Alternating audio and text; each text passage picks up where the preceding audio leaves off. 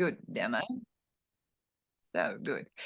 I'm so happy to open actually this session of existential film festival or existential paradigm film festival, Smedjerid, Sweden, Stockholm, or S that we have here in the north. Since last year, we start with the one festival, which we think is very important. And now we are continuing this year. We didn't get so much support to make it like live in-personal meeting, but I'm still thinking that, or we are still thinking that this subject is important or become more and more important with the time.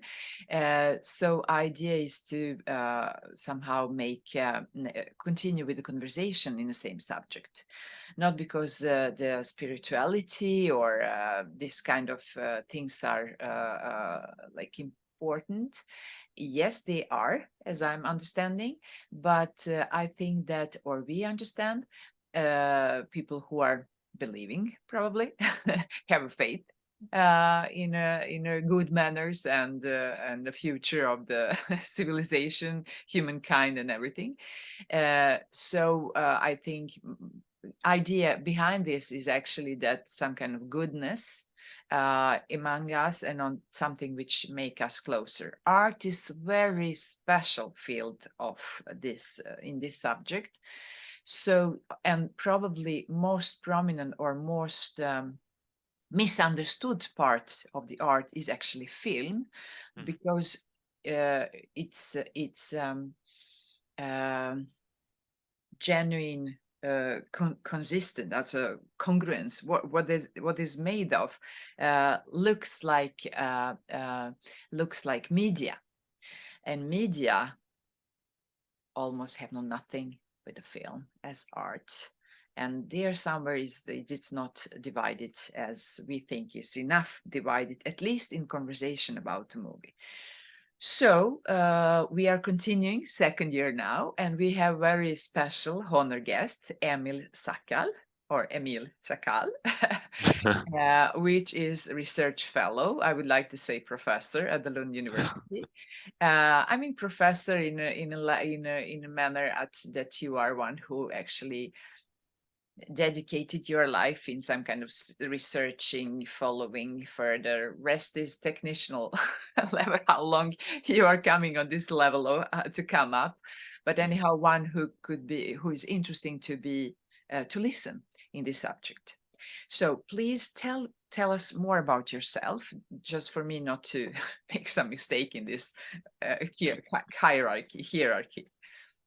Yeah, as my name is Emil, and I did my doctoral study at University of Copenhagen, or in fact, I did most of it in Montenegro. So I did my PhD on the Serbian Orthodox Church in Montenegro after communism and the revival of the Orthodox churches there. And now I work at Lund University in Sweden, where my main focus is the Eastern Orthodox churches after communism. So what I have been working with the last 2-3 years is both the revival of the Saint Jovan Vladimir cult in all of Southeastern Europe, one of these saints that is also in the Albanian and the Serbian and Bulgarian church.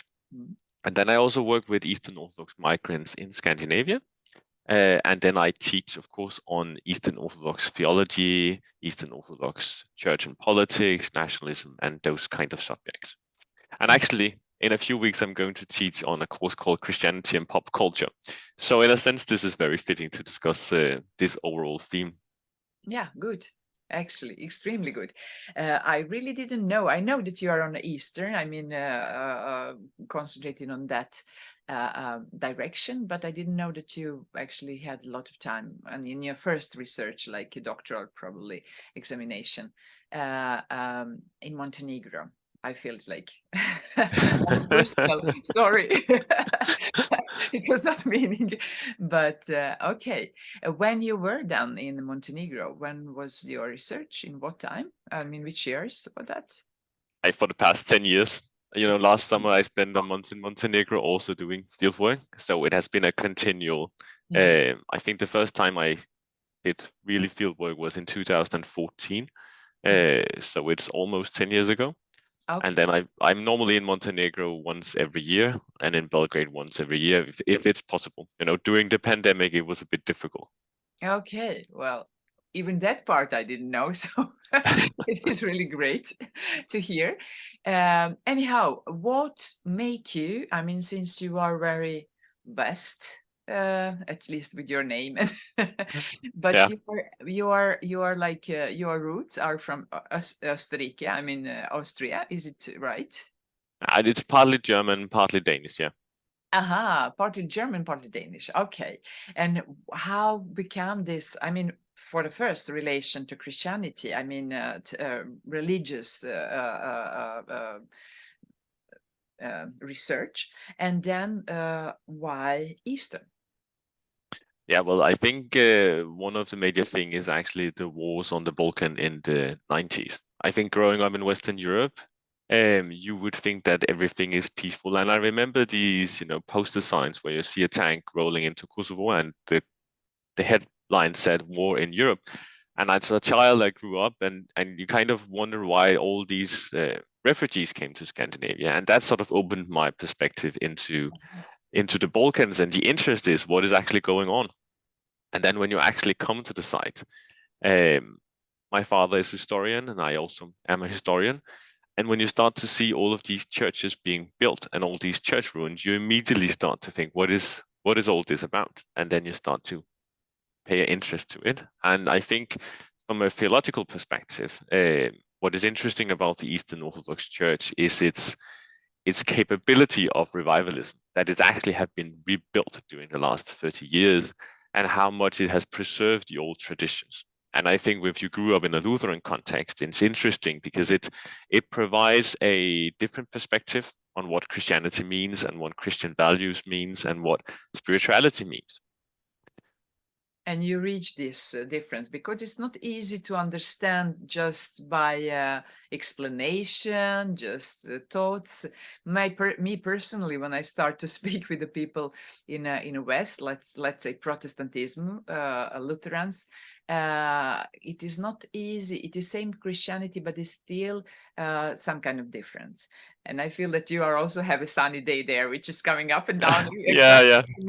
Is my light, but doesn't matter. It will make this conversation even in a film manner better. Yeah.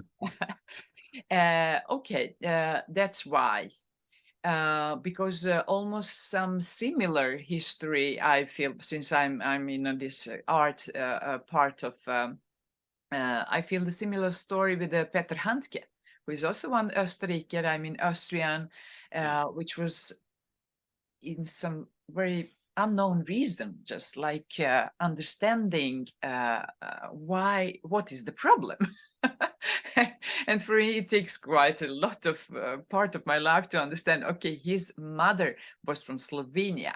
She is Catholic somehow, but somehow he found out that something was wrong in a whole area. Something doesn't fit as it should be, as the same as you feel here, like refugees coming and things like that. But since you are like a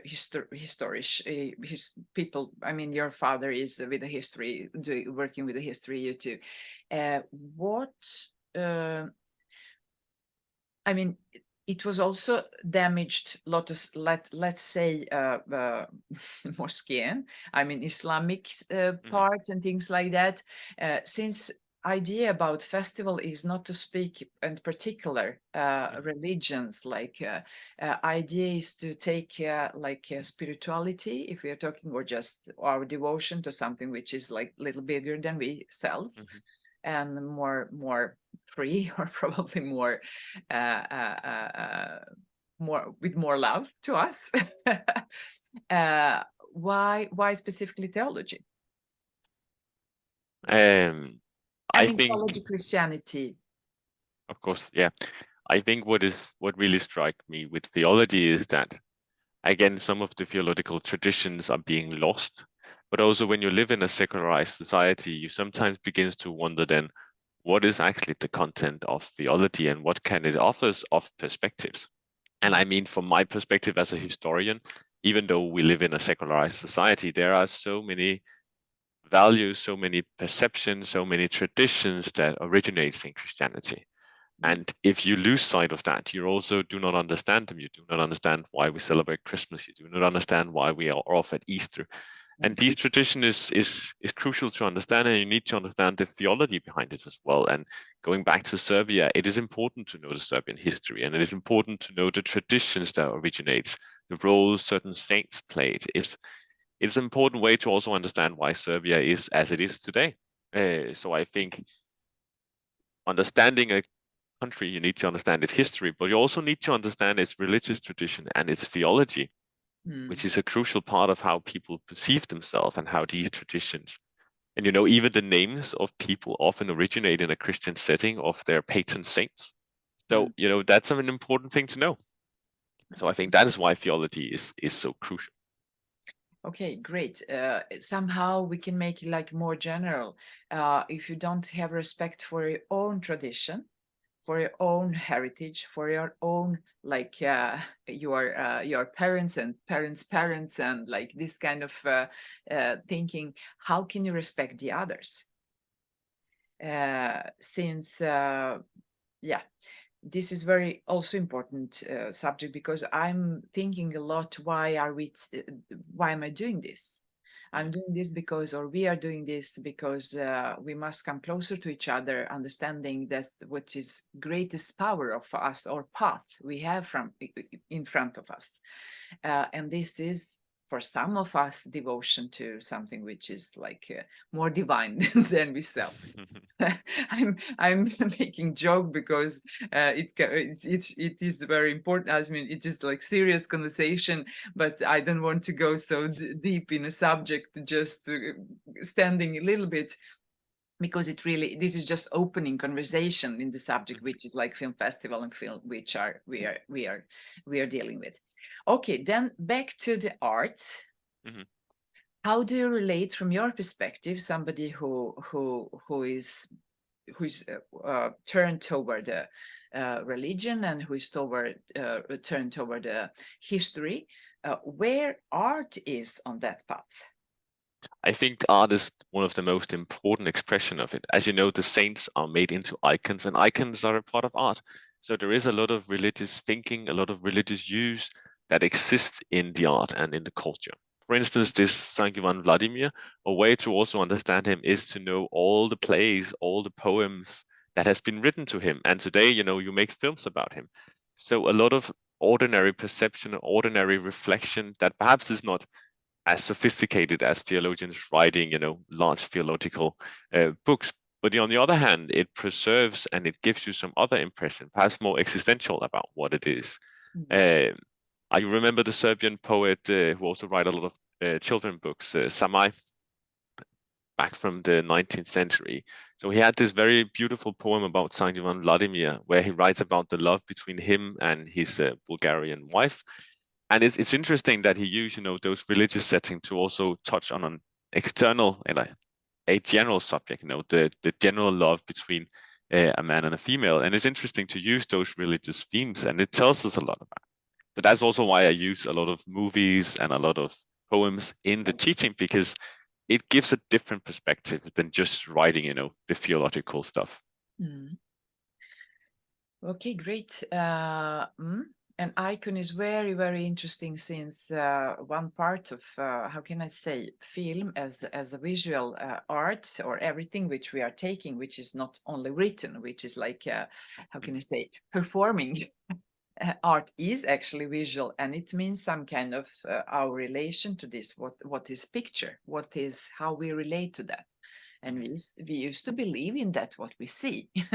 So we used to believe in a lot of things we are seeing, and now we are really have one overwhelming potential of seeing everything. So it is also important on that path to speak about, let's say, film, media, icon, our existence, and things like that. Before we go further to the movie, I have one more question. Since we are talking about one science, we are talking, let's say, Jovan Vladimir, just to understand, to people to understand, he lived like in the 10th century. He was part of, he was from the Balkans, from Montenegro, but let's say Serbia, Albania, Bulgaria, and everybody's just fighting of the same saint. Since in that time we didn't have nation, which we haven't done. No, how they call it, national romantic period came first after. My question is how you deal some very spiritual, I mean, let's say his life and his importance for the humankind, like 10th century before or 11, what he done, how it works. Actually, once I play Kosara, just to let you know. I know it's Of course you did. she is very, Tristan and Isolde, if we take this, but it's myth. I thought that Tristan and Isolde, this is like Anglo-Saxon, English probably, mythology. I like this story. And then I find out, wait a second, we have Kosara, which is even hardest part of this love through devotion to somebody and things like that. So this, how can I say, eternal or archetypical love relation, which is devoted to something which is much bigger than we self. It's like always have been some good inspiration. But back to the question means how you deal as a historian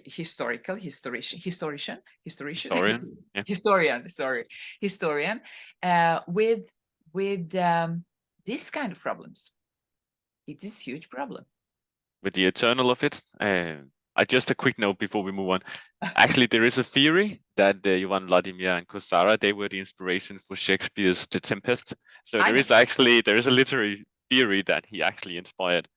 And I think it's just interesting that it is so internal. And also the figure of Kosara, she's really a headstrong. She knows what she wants. And I think her as a female figure is also an eternal one. You also find it in the Bible, in the Old Testament.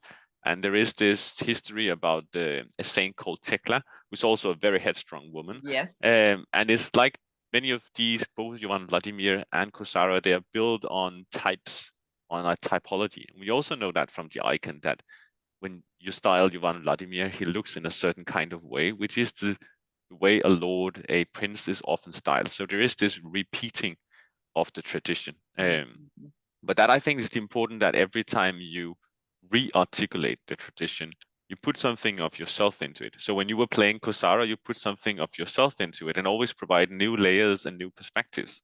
I think that is why it's so interesting, because it is perhaps an internal, or it is something general, or something that touches on what it means to be human, and therefore is something that transcends time and place. But every time it is articulated, you put something new into it. You give it a different turn, you put something different on it, which also means that it's interesting to look on each of the different things, because it provides you with a new perspective of what it means to be Serbian in the 19th century, or what it means to be a Montenegrin in the 21st century. So all of these layers gives you insight into how things are moving, but also things that are not moving, like this eternal subject of love between a man and a female.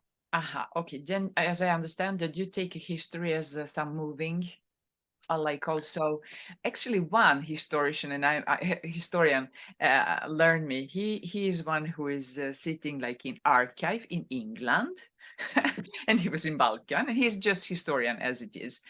And he said, I was asking him how he was answer to deal with the Balkan question during the England, but from the England during the 90s, but he never been in Balkan. No, he was just making archives. And we met in some strange hotel in Trebinje. I was on a film festival and he is there. And I asking him, how did you deal? Also, it was Srebrenica question and things like that. And I said, I mean, you are here, you meet us now, we are talking, you were in Sarajevo and things like that. How can you make something as it wrong? What is wrong? What is right? Because he said, no, I'm just boring guy sitting in archive. I said, no, you're boring guy. Is this making this? You're deciding our history in a somehow, that what is written Yes. Yeah. and archived, it is something which is our future. Then you are very, very, very, very important. And he said, yes, but Jelena think like that. History in half part, it is fakta or also fakta, and second part is our not pronunciation, our tolkning, our our translation, reception, our analysis. Yeah. That's what I'm talking about. That's the Yeah. second layer. Yeah, And you I say, wait a re-articulate it. second. Yeah. And I say, wait a second, then you are the same as we. Because we have Shakespeare's text, which is half written and done, I mean, in whole. But how will I take it? It gives me a freedom, at least half a way, to make something not totally different. And this is very, very, very important question. How different can we go in our freedom to explain some existing people and things like that, like a personality which is like a historically living. So I find out that the history is the same as acting. Partly is a text that you get, but the next part is how will I take it? So the same is with the history. Part is facta, that this happened even in Empress Helena, if we are talking about, Constantine. Did she give him a paper to get Vatican? I mean, things like that, or not? And in the 8th century, it is yes or not, and then you are taking, okay, yes or not. So this is like a second part. Okay, then I see that this is perspective from which you are watching the problem, like let's say, and in a time perspective. Yes, okay, there is something general, something structures, as you said, something factual, and then there is always this second layer, the perception, the analysis, how you act it out, how you re-articulate it, which tells something about the person who does it. When you play Kosara, you put something of yourself into it, you give it a new interpretation, you add that extra creativity to it. Yeah. You became Kosara. Yeah. I am Kosara. Yeah, but that what is important, and you mentioned that it is very important in which context we are translating, let's say, or reading this facta. If it's as you say, in the 10th century, in the 15th century, in 19th century, or 21st century. Yes. Okay, great. Like context is very, very, very important, like in historian, when we are talking about history. Good. And let's say something which is in which we are like a subject of our meeting, it's like a film. How do you relating to the movie? Movies in general, or just one movie? Let's say movie in general. Are you watching movies? Are you watching TV series personally? When you see something good, what are you doing with this? When you see something wrong, what are you doing with this? And how you take this as a tools in your like if you have some kind of lectures or meeting people on conferences in the same subject, how do you relating with that? I think there is one part of me who like to watch things and see things that is connected to my research, Eastern Orthodox films or films connected to the various Orthodox churches or some of the subjects. But which of course has an obvious use in my education, when you watch a movie about Kosara and St. Vladimir, for example, it has an easy application into my research. So that's one part of it. But there is also the other part when you just simply go home after a long day at work and you want to watch something that is just entertaining.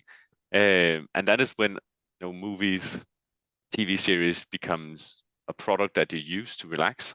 And sometimes those have a relevance in other part of my life and sometimes they don't. I do like to watch sometimes the simple stories and the simple storytelling because it also helps me to relax.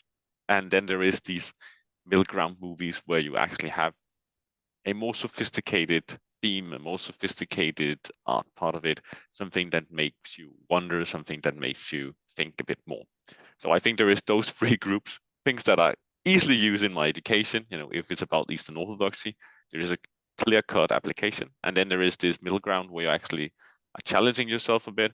And then there is all of these more mainstream pop cultural products that you also use just to relax. What is interesting is sometimes when you watch a pop cultural program, you suddenly realize, wow, this actually have an application into my teaching. which is why we're going to have a course on pop culture and Christianity, because there is so many reference in everyday pop cultural product that refers back to, for instance, Christianity. Good. As I understand, something is like a third part. I can imagine it is like author's film. The first part is like commercial, more or less. It's something easy subject and just taking out time. Netflix shows. Time. Yeah.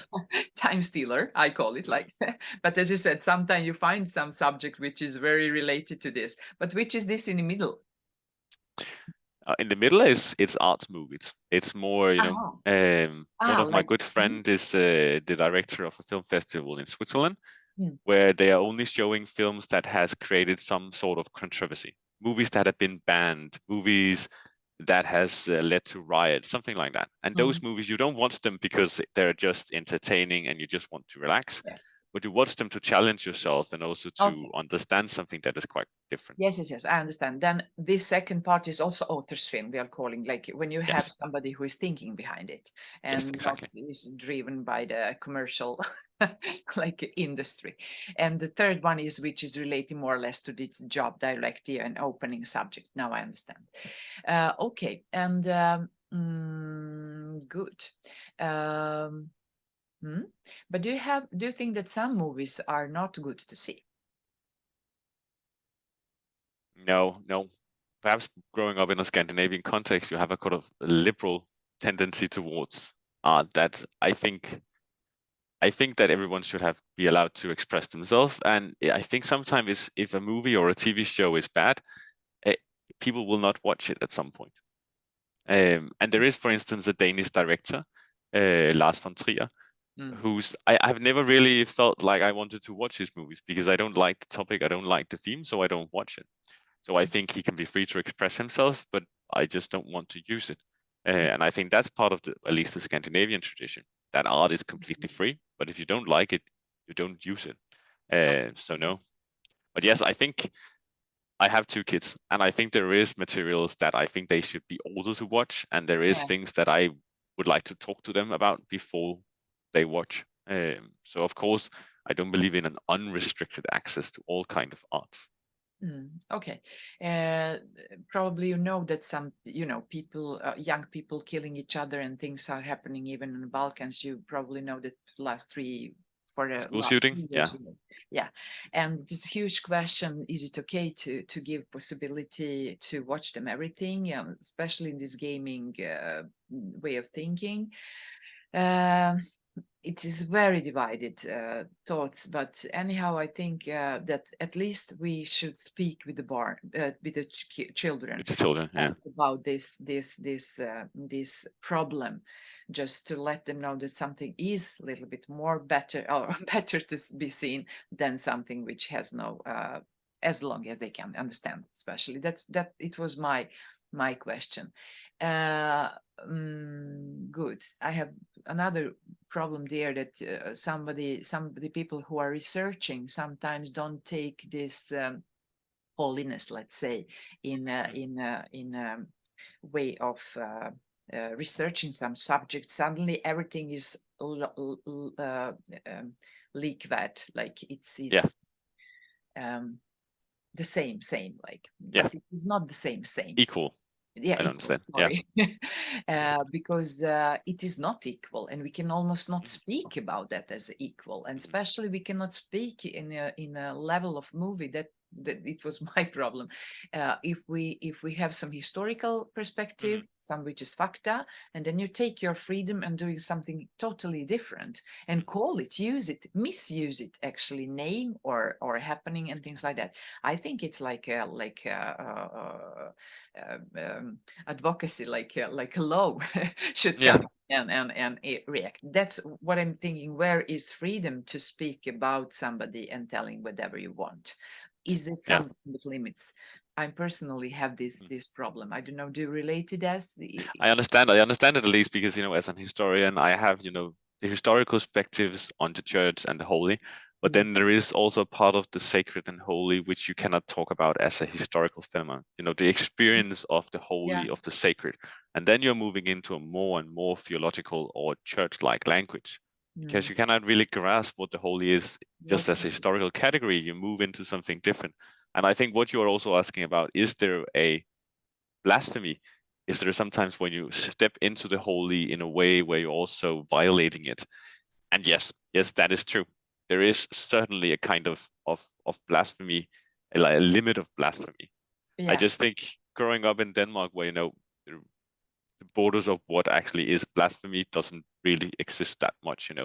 The cartoon crisis, that you're depicting Muhammad the Prophet, that it was just a general thing in Denmark. And I think actually I like the Swedes a bit more than the Danes, because the Swedes have at least a understanding there is borders and limits, which is at least it is unpolite to cross. Yeah, it is unpolite to be blasphemous. Of course, you can always be blasphemous if you want to, but it's not nice to be it. And you are being unpolite if you are violating someone else.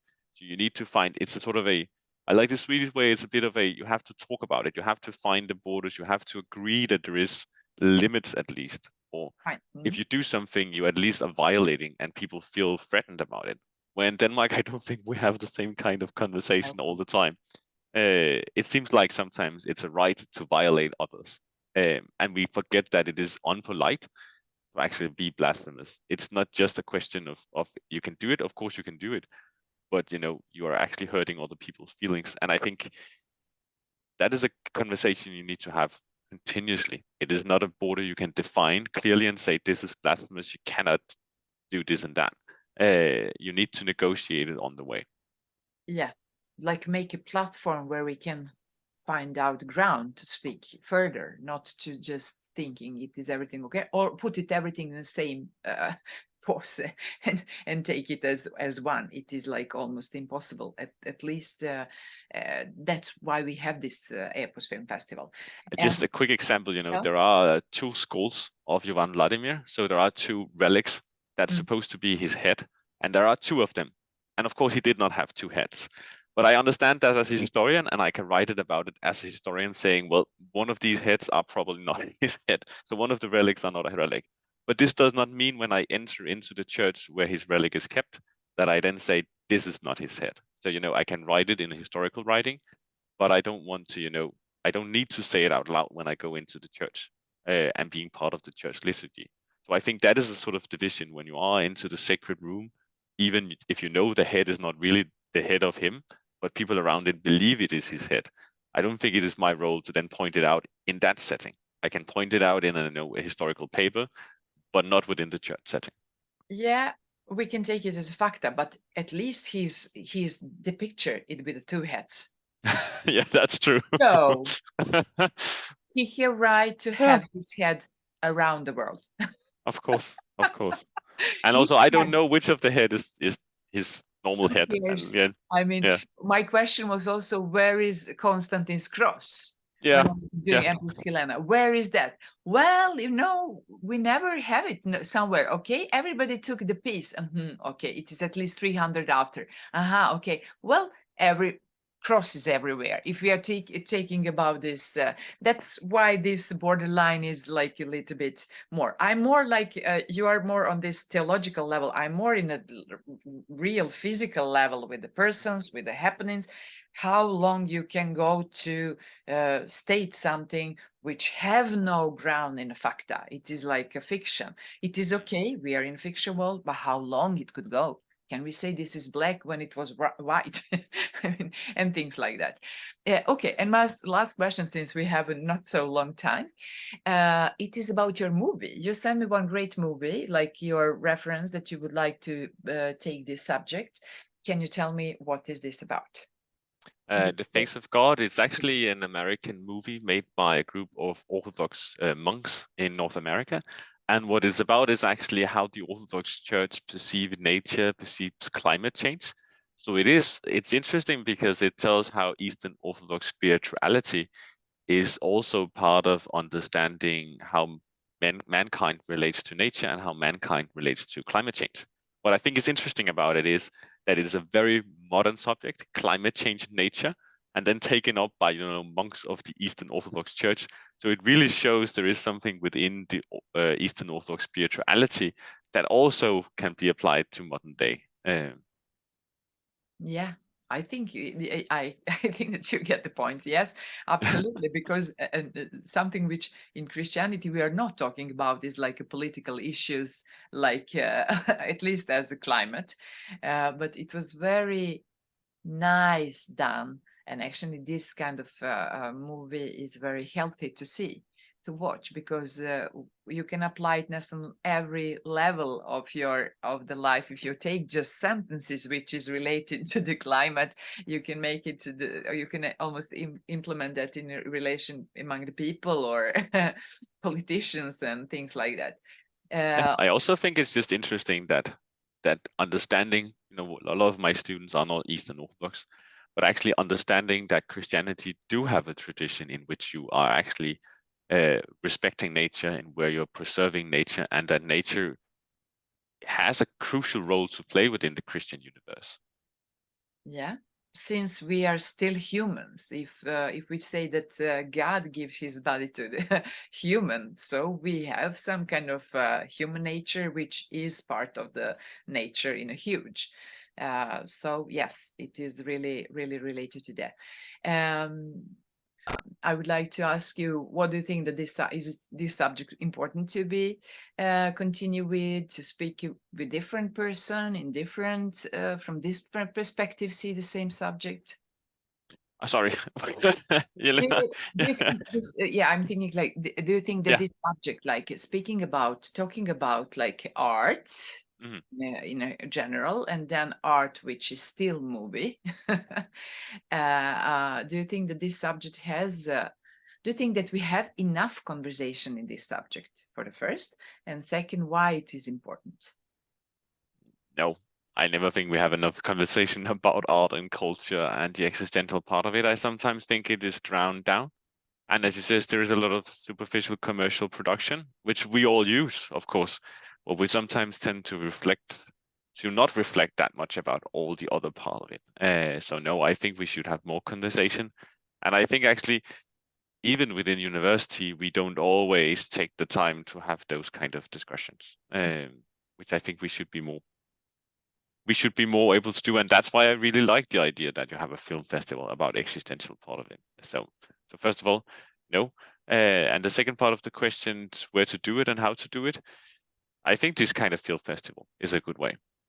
But I also think we should be using all the mediums as well. And I think Zoom is good as actually having this conversation and then turning it into podcasts and stuff like that. And I think it's crucial to remember, both for filmmakers and for academics as myself, that we need to do these crossbreeding.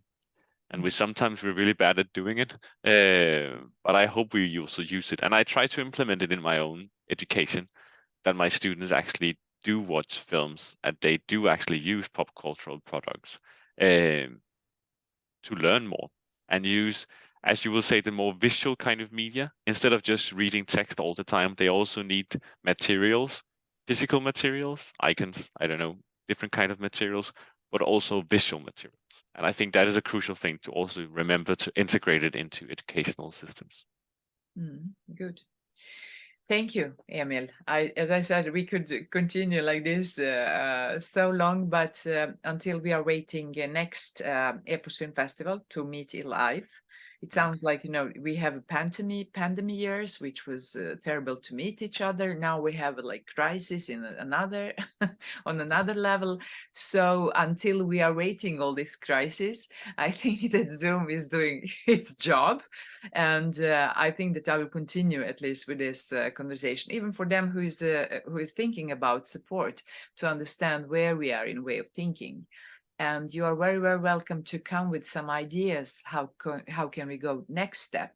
You suggested some names. Thank you for that. Who could be interesting to be part of this conversation. But yes, and probably meet from Smedjerid, let's say Halland region, come to the Skåne, to the Lund, and have at least one movie and make some kind of conversation, which is like film festival. In film festival manner. I'll move it to Copenhagen. Oh, absolutely. Actually, also move across the, yeah. Do you have contacts there? In the church, yes.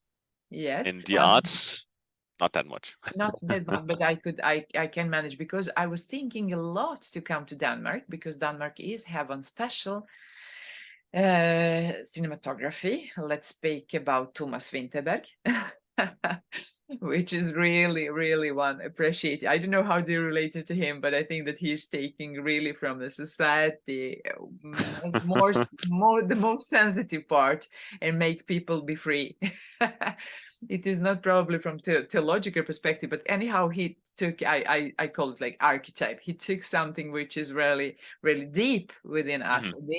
At least in the last one, which was Cannes winner and Oscar winner, if I remember. One deep subject of freedom toward the also system. profoundly Danish, that people has to be drunk. But wait a second, I think it's not wrong. No.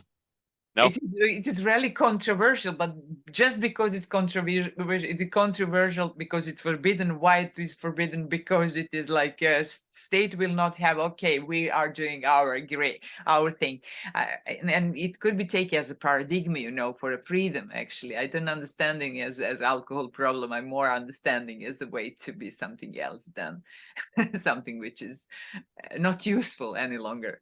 So I read it on that pattern. So I really like it. Okay, well, why not Skåne and then and then Denmark? Then we have a deal. Good. Thank you so much. And we will continue this kind of conversation on probably different subject, different movies, or something which we think we can open as a subject, just to have it somewhere to show. Thank you once again.